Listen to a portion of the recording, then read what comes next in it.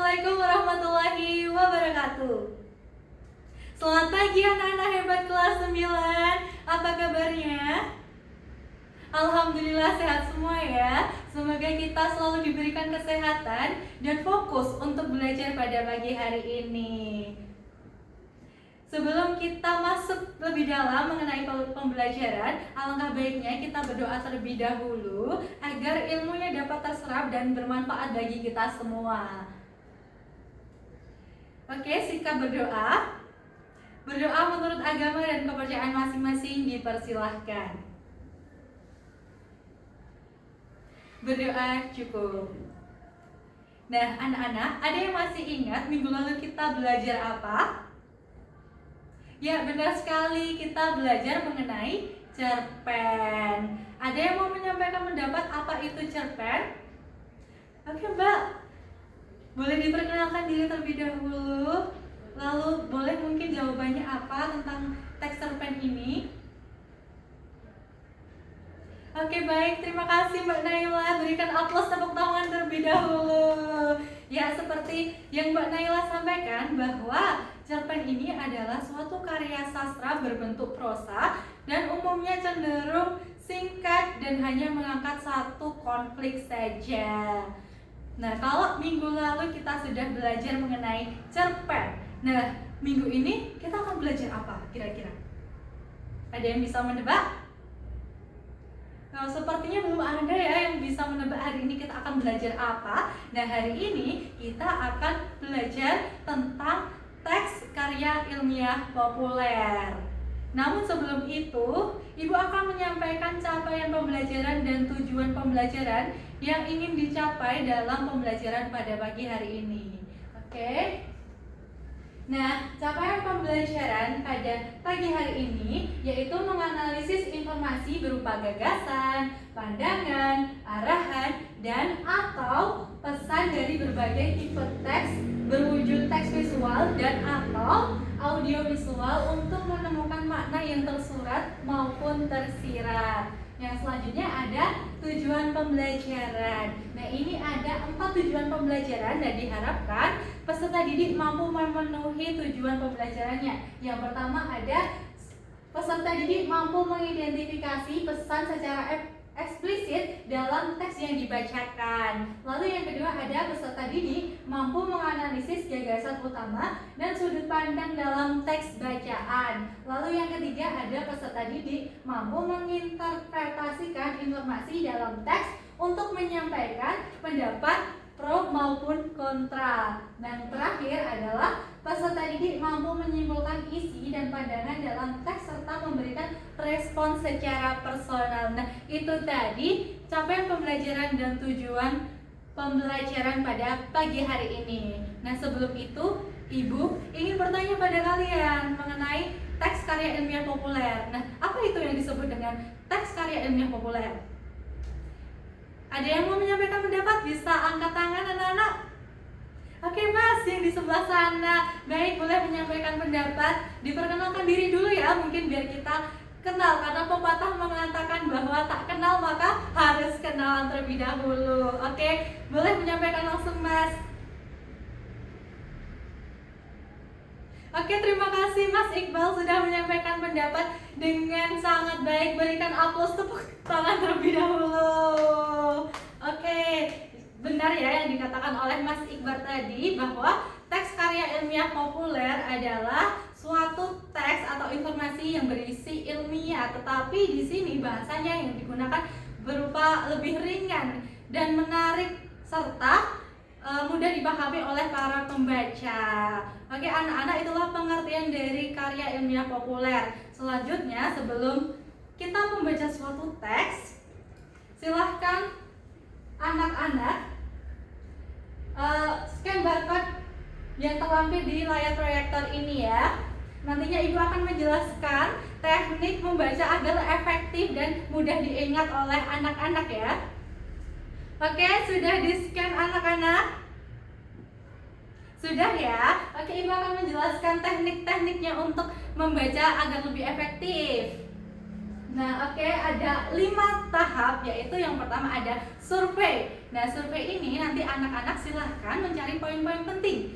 Biasanya ini berupa judul, subjudul, kata miring, atau kalimat yang kalian anggap penting. Lalu yang kedua ada question. Nah, di sini anak-anak nanti diminta untuk membuat beberapa pertanyaan dari bacaan atau poin-poin penting secara yang kalian baca sekilas tadi ya. Lalu yang ketiga ada read atau membaca. Nah, di sini anak-anak akan diminta membaca secara intensif untuk menjawab pertanyaan yang sudah dibuat tadi. Lalu yang keempat ada recite. Nah, di sini anak-anak nantinya akan menyimpulkan menggunakan bahasa kalian masing-masing. Lalu yang terakhir ada review. Nah, review ini berguna untuk memperkuat ingatan kalian mengenai isi dari teks bacaan yang kalian baca. Oke, karena tadi ibu sudah menyuruh kalian untuk scan barcode yang berisi bacaan, langsung saja kita praktikkan ya anak-anak. Sudah paham kan? Oke, sudah paham ya? Oke, siap. Nah, ini sudah terlampir teks mengenai fenomena awan langit, fenomena awan pelangi di langit Bogor. Ini baru saja viral ya anak-anak, masih sangat hangat di media sosial beritanya ini. Oke, kita mulai tahapnya. Tahap yang pertama yaitu silahkan anak-anak mencari poin-poin penting dari sumber bacaan ini. Bisa judul atau subjudul atau kata-kata yang penting menurut anak-anak ya. Ibu berikan waktu sekitar berapa ya? 30 detik lah buat membaca secara sekilas ya, karena ini konteksnya membaca secara sekilas. Oke, silahkan ibu beri waktu. Ya, waktunya sudah habis ya anak-anak. Oke, ada yang mau menyampaikan pendapat apa saja yang ditemukan poin-poin pentingnya? Oke, ada yang menyebutkan awan iresiden, terus ada yang menyebutkan warna-warni, terus ada yang menyebutkan Bogor, terus ada yang menyebutkan syarat terbentuknya Bu, terus ada lagi yang menyebutkan fakta uniknya Bu. Nah, itu semua benar ya. Dari poin penting ini kita sudah bisa menerka atau menebak teksnya akan berisi apa. Nah, ini akan berisi tentang fenomena awan di langit Bogor serta proses terbentuknya itu akan seperti apa. Oke, kita lanjut ke tahap kedua yaitu question. Oke, anak-anak silahkan minimal 2-3 pertanyaan saja ya. Lalu tuliskan di catatan kalian masing-masing. Nanti kalau ibu tunjuk, kalian harus membacakan ya. Oke, ibu beri waktu sekitar 2 menit untuk mencari beberapa pertanyaan dan dituliskan ke dalam buku catatannya masing-masing. Oke, sudah 2 menit ya anak-anak. Oke, ada yang mau menyebutkan? Angkat tangan boleh.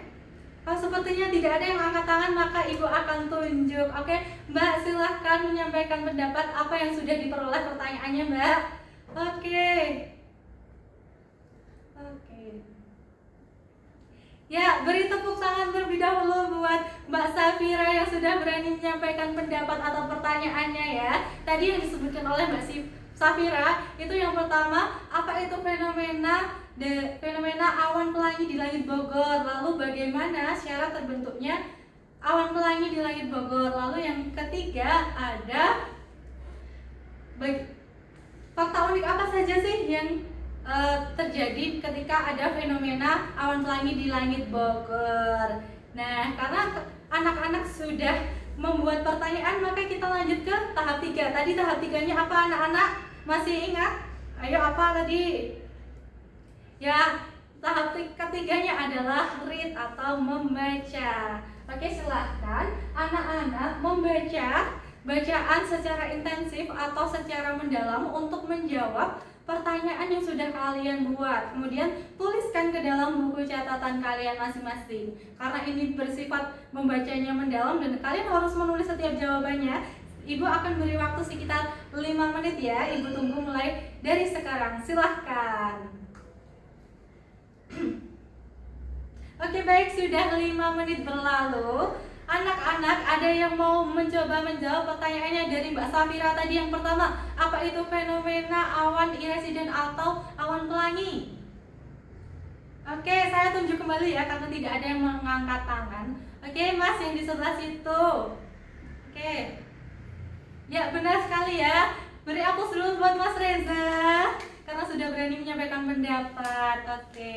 Nah, jadi seperti yang dikatakan Mas Reza, fenomena awan iresiden atau awan pelangi ini merupakan fenomena optik atmosfer yang berwarna-warni, namun bentuknya ini berbeda dari pelangi biasanya. Nah, bentuknya ini berupa awan yang ada warna-warninya. Nah, lalu pertanyaan kedua. Tadi Mbak Safira menyebutkan pertanyaannya bahwa bagaimana proses terbentuknya awan pelangi ini. Ada yang mau menjawab lagi atau ibu yang menjawab ini? Kok diam saja ini kelasnya ya? Oke, kalau begitu ibu saja ya yang akan menjawab. Nah, prosesnya adalah dengan ketika cahaya matahari menembus awan yang tipis kemudian bertemu dengan partikel air atau kristal es, kemudian terjadilah difraksi atau pembelokan cahaya. Nah, nantinya dalam pembelokan cahaya tersebut akan muncul warni seperti pelangi, tetapi ini bentuknya awan, tidak seperti busur pelangi. Nah, itulah proses dari terbentuknya awan pelangi.